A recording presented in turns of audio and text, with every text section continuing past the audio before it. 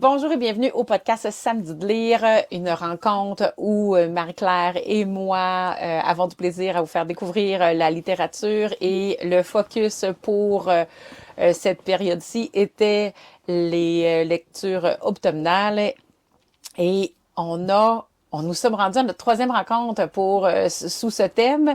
Mais avant d'aller plus loin, je vous invite à nous suivre sur nos différents réseaux sociaux, à vous abonner, à vous partager, à commenter et à aimer. Mais là, je me suis emballée parce qu'habituellement, je te laisse introduire un petit peu. Fait que je referai ça plus tard. Marie-Claire, comment vas-tu? Ça va très bien, merci. Qu'est-ce qui va être là pour nous aujourd'hui? Aujourd'hui, je vous présente une bande dessinée qui s'intitule Le Jardin secret, qui est tirée du roman du même nom. Alors, c'est la première partie parce que c'est c'est une bande dessinée qui va être présentée en deux parties. Puis là, je comprends que toi, tu as fait la lecture des deux parties? Non, parce que j'ai pas encore... La deuxième partie, je crois pas qu'elle soit déjà sortie. Quand okay. j'ai acheté celui-là, le deuxième l'était pas encore. Alors, peut-être qu'il l'est puis que je l'ai pas vu, là, mais... Puis là, pour donner le ton, je serais curieuse de savoir, qu'est-ce qui te permet ou donne le goût de lire ça en automne. Oui, c'est ça. Alors, c'est une histoire qui est intrigante. Il y a une intrigue, il y a un mystère.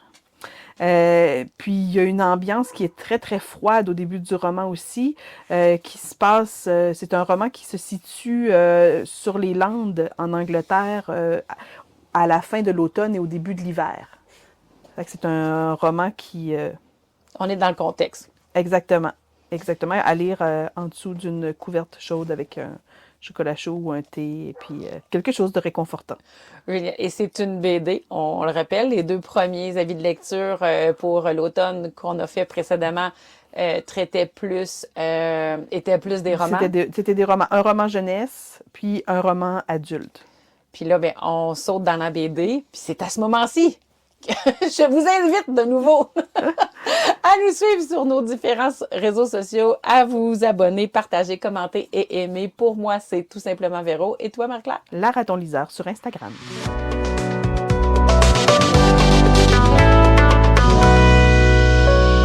Alors, maintenant que je me suis détrompée, je te laisse nous faire découvrir cette BD qui, comme tu disais, est tirée... ça, c'est venu après le roman.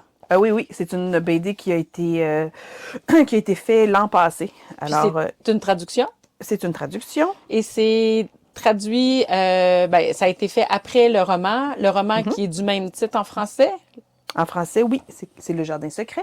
Et ils en ont fait un film, tu disais. OK, oui, fait que dans le fond, on peut le voir dans tous les médias possibles. Oui, puis en tout cas, je crois que plusieurs personnes connaissent d'abord le film qui a été fait dans les années 90. C'est l'histoire de Mary Lennox, une jeune Anglaise qui a été élevée en Inde avec ses parents qui vivaient en Inde. On comprend que c'est une histoire qui se passe en 1910. Et puis, après le décès de ses parents, de façon accidentelle, dans le livre, on parle d'un tremblement de terre, mais dans le roman, dans la BD, ici, on parle plutôt d'une maladie. Ah, OK. Ouais, il meurt pas de la même façon, mais bon, c'est pas grave. L'idée, c'est que la jeune fille se retrouve orpheline et doit revenir par bateau en Angleterre. Et puis, elle doit maintenant vivre dans la seule famille qui lui reste, c'est-à-dire son oncle. Dans ces histoires-là, l'oncle, il doit l'aimer à la folie, je suppose. En fait, c'est un oncle il s'appelle Monsieur Craven. C'est un oncle qui est en deuil et qui est morose. Il y a autre chose à faire. Qui a vraiment pas envie d'entrer en contact avec sa jeune nièce. Faut savoir que la mère de Marie et la femme de M. Craven, donc son oncle, étaient des jumelles. Et que alors maintenant les deux sont décédés, La première est décédée de façon... on n'a pas cette information-là au tout début du roman ni de la bande dessinée, fait que je vous donnerai pas l'information. Puis là, on apprend que la mère de Marie est décédée en Inde. Donc, alors pour cet oncle-là qui est en deuil, de revoir La la jeune. jeune fille qui ressemble donc à sa mère et à sa tante, pour lui, c'est trop souffrant. Donc, il est souvent parti en voyage, il est souvent absent du manoir parce qu'il vit dans un manoir qui est situé sur les Landes. Les Landes, en soi, c'est assez lugubre, surtout à la fin de l'été, au début de l'hiver. C'est froid, il y a beaucoup de vent. Et puis, pour une jeune fille qui est habituée de vivre en Inde, entourée d'animaux exotiques et tout ça, et puis Les dans un milieu parfums qui sont est... pas les mêmes. Non, exactement. Et puis, L'humidité non plus. et puis, donc, elle, quand elle arrive au manoir, puis elle est triste parce qu'elle a perdu ses parents, mais c'est une enfant qui est renfermée, qui est taciturne, qui est elle aussi, tout comme son oncle, qui est assez morose, parce que ses parents, ben, même de leur vivant, ne s'occupaient pas beaucoup d'elle. C'était des gens qui étaient occupés, qui avaient une vie mondaine très importante, alors donc elle était prise en charge par les domestiques. Fait que c'est une petite fille qui a appris à se débrouiller un peu toute seule. Elle aussi, elle a à peu près 10-11 ans. Hein? On est dans le thème. Oui, c'est cet Vraiment, hein? automne, là. Les avis On, de lecture sont ah, assez autour les des, héros, en tout cas les exactement, protagonistes, là, ouais. des jeunes garçons, jeunes filles à la fin de l'enfance. C'est là que j'ai expliqué, c'est là que ça se passe souvent. Et puis là, bon, donc elle arrive dans ce manoir-là, malheureuse, qui aimerait rentrer en contact quand même avec son oncle. Elle voit que c'est pas possible. Puis il y a quand même elle aussi, là, dans ce manoir-là, évidemment, il y a encore des domestiques qui vont être qui vont s'occuper d'elle, si on veut, sauf qu'ils seront pas directement à son service comme ils l'étaient en Inde. Fait que là, bon, elle arrive, puis elle est dans une très grande chambre. Tu sais, c'est un manoir qui est sombre, qui est froid, qui est éco. Euh, On imagine, là, tout en ouais. bois, en pierre. Quand arrive, bon, justement, son premier matin, elle s'attend à ce que sa servante l'habille parce qu'elle ne s'est jamais habillée toute seule. Puis là, elle lui dit, Martha, la jeune servante, qui est très, très simple, qui lui dit, ben voyons, là, à votre âge, mademoiselle Marie, vous devriez être capable de vous habiller toute seule. Fait que là, elle se moque d'elle un petit peu. Marie trouve vraiment pas ça drôle. On se moque pas de moi, blablabla. Bon, Martha la prend quand même avec un grain de sel, puis elle lui dit, habillez-vous chaudement, allez jouer dehors, allez découvrir la lande, allez découvrir le monde extérieur, vous allez voir. C'est ce qui arrive. Marie a pas le choix. Elle finit par sortir dehors. Il n'y a pas d'autres enfants. Il n'y a pas grand-chose à faire, mais ben, elle va dehors. Puis, alors, lors d'une de ces sorties, il y a un petit oiseau, un petit rouge-gorge, qui attire son attention, puis qui l'amène vers un jardin qui est derrière la propriété, il y a une partie du jardin qui est accessible, et puis une autre qui est cachée derrière des portes.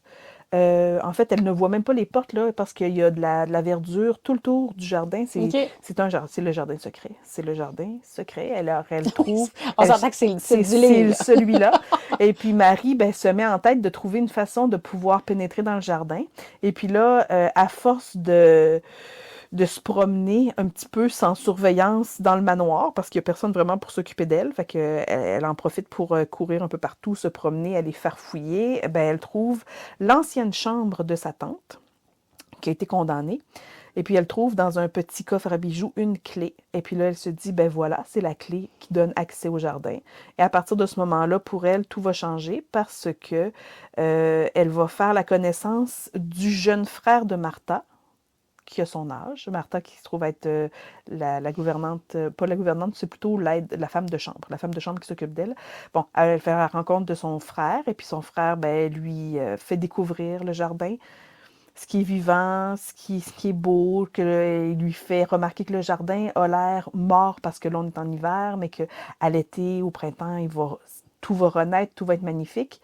Et puis, il y a une autre rencontre importante qui va avoir lieu aussi dans l'histoire. Et puis, c'est une rencontre qui tient plutôt du mystère. Fait que je vous en parlerai pas trop. Sauf que c'est, c'est, c'est, c'est chouette, c'est beau, c'est agréable, c'est, euh, c'est un roman qui commence d'une façon, euh, comment dire, plutôt sobre, non pas sobre, c'est pas le terme que je cherche. C'est un roman qui commence d'une façon stricte, sévère, sinistre, Austère. un petit peu austère, voilà, mais qui va se terminer, en tout cas la fin du tome 1 de la bande dessinée toujours. C'est une ouverture vers l'espoir, la transformation, le changement. Et puis, dans la suite, le tome 2, qu'il faudra absolument lire. Si jamais vous décidez de lire le 1, vous allez voir qu'il faut absolument lire le 2 pour avoir l'histoire complète. Oui, parce que, dans le fond, tu as dit, les 2 dernières fois que tu as parlé du livre, tu as parlé de roman, mais on se rappelle ici que c'est la lecture sur la BD. Je vous parle de la BD, et puis je vous explique rapidement pourquoi la BD m'est à ce point-là tombée dans l'œil.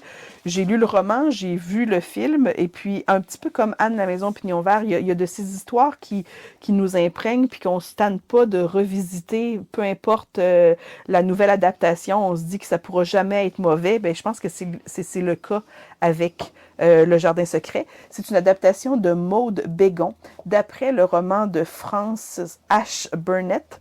Et puis, les illustrations... Alors, Maude Bégon, j'ai oublié de dire que c'était publié chez Dargaud, qui est aussi une excellente maison d'édition pour les bandes dessinées. Et les dessins sont bien faits, les dessins rendent vraiment justice à l'histoire, et puis le texte aussi, c'est exactement l'histoire du Jardin secret. Je trouve que c'est un beau pont à faire entre le roman et le livre. Le roman, je voulais dire, et le film, pardon, et le film. Ici, c'est les images sont très, très, très belles. Oui. C'est sûr que c'est difficile à imaginer en podcast, là, mais vraiment, le dessin est très, très, très joli. Le choix des couleurs est à propos. On voit au début qu'on est plus dans le plus sérieux, plus sombre. Là, puis froid, ça se réchauffe. Exactement.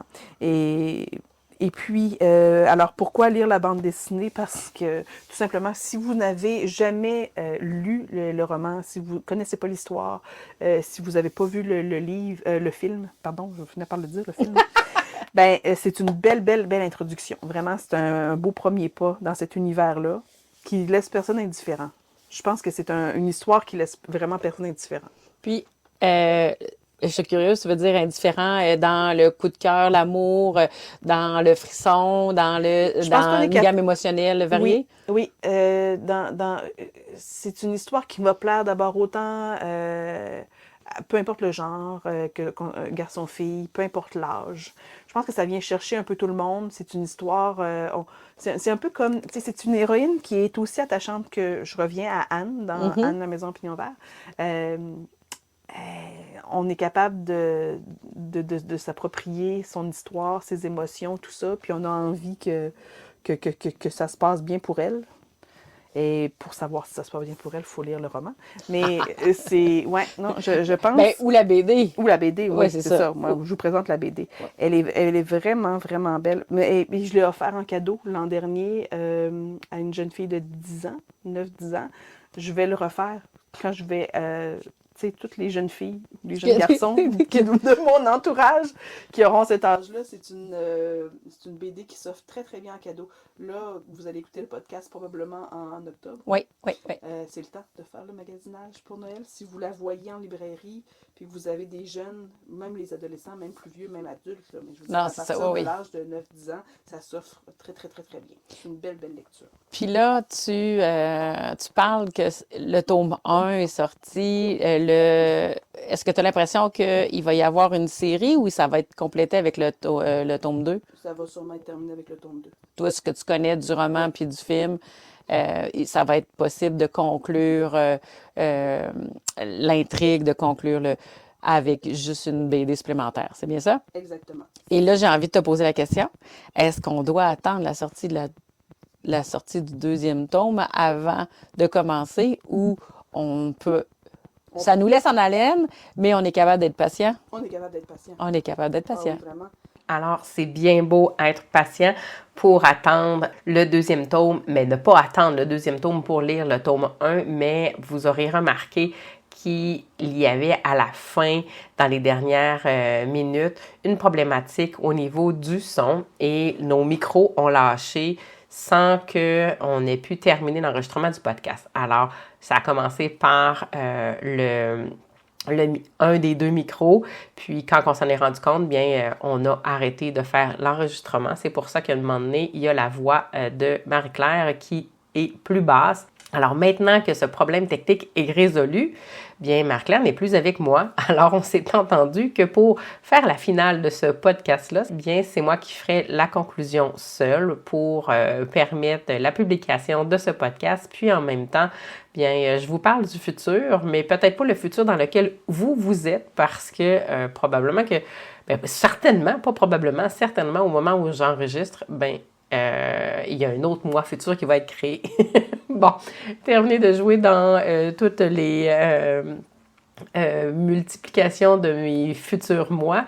Je reviens concentrée sur le podcast actuel. Alors, je me permets de faire un petit résumé sur l'avis de lecture, la recommandation que la raton liseur Marie-Claire avait fait sur le livre, la BD, la bande dessinée du Jardin secret que vous avez pu consommer en livre, en BD ou à la TV parce qu'il a été fait au grand écran et il a été créé en film. C'est vrai, on n'aura pas l'opportunité d'avoir le mot de la fin de Marie-Claire dans ce podcast-là. Alors, ça va être un podcast très unique qui va se terminer simplement avec mon invitation habituelle à vous inviter à nous suivre sur nos différents réseaux sociaux. Pour moi, c'est Véronique de Tout simplement Véro et Marie-Claire de la Raton Liseur. Et vous pouvez nous suivre sur ces différents réseaux sociaux en vous abonnant, partageant, commentant et aimant nos différentes publications. Et en attendant notre prochain rendez-vous lecture, je vous souhaite à tous de passer de très beaux moments en compagnie des livres, des changements de couleurs et du frisson d'automne qui s'empare présentement de nos maisons. Je vous souhaite sur ce une belle journée. Au revoir!